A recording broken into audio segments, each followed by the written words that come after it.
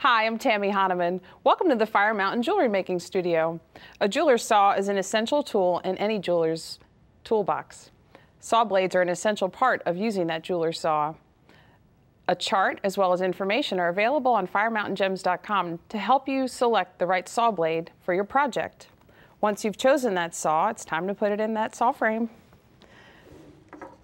You'll take the binding wire that keeps the saw blades together in their packaging and just untwist it. Pull the saw blade out. Once you have the saw blade out, wind the binding wire back up just so they're staying in one place. Take the saw blade, line it up against the saw frame, adjust the saw frame to be close to the size of the saw blade, tighten the nut down for now.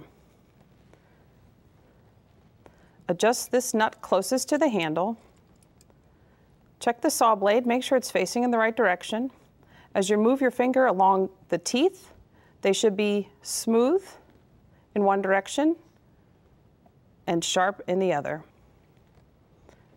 Put that into this clamp between the wing nut and tighten that down. Now you can adjust the saw frame if you need to, if you needed it to be longer or shorter. Adjust this nut.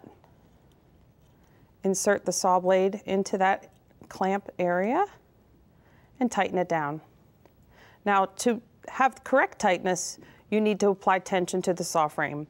This is what it would sound like when you know it's not inserted correctly, and you can see I've actually moved the blade. So to apply that tension, I'm going to loosen that nut and press on a firm surface, apply some tension, and tighten it down again, making sure you catch the saw blade. Pluck it again until you hear that it's strummed and makes a nice sound.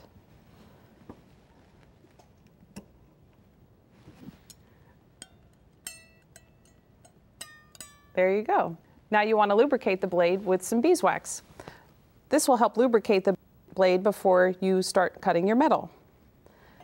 It's now ready to cut whatever metal it is you have in your project. You can cut jump rings. I have a coil of them here on a wooden dowel, and I have my bench pins set into my bench pin system. You'll brace the dowel against it and you'll cut the jump rings. You can cut all of the different gauges of metal sheet, and again, just be sure to check out that chart so that you know which blade to choose for which sheet. There are how-tos available on cutting your metal at firemountaingems.com.